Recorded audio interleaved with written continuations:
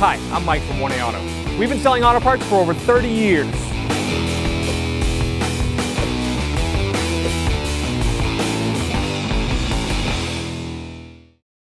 So we're going to drain the coolant on our 07 Mazda 6, and to do that, the drain plug for the radiator is right here in the center. And then they make a nice little cutout for you. You can use a Phillips or a flathead screwdriver. I prefer a flathead, and I just twist that plastic Petcock right out.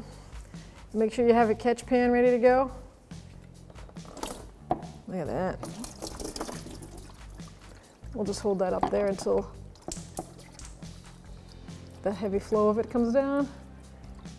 Before I reinstall the radiator drain, the Petcock, I pulled out the gasket, the O-ring gasket that goes with it, because I want to seat that actually on the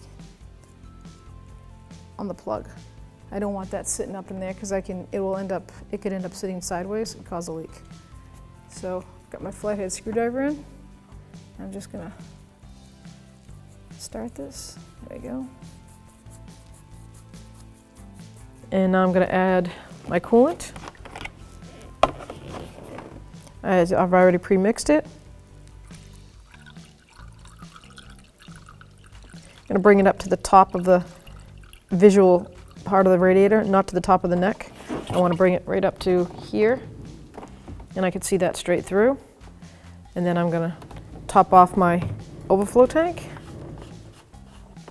I'm just going to bring it to the cold mark. There's a line here.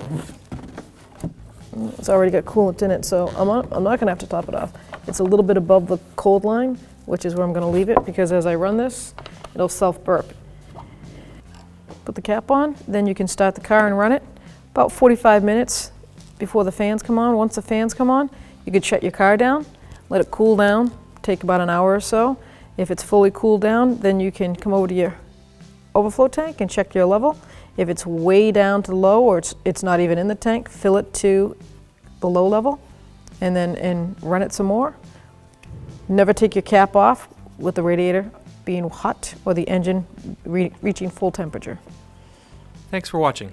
Visit us at 1AAuto.com for quality auto parts, fast and free shipping, and the best customer service in the industry.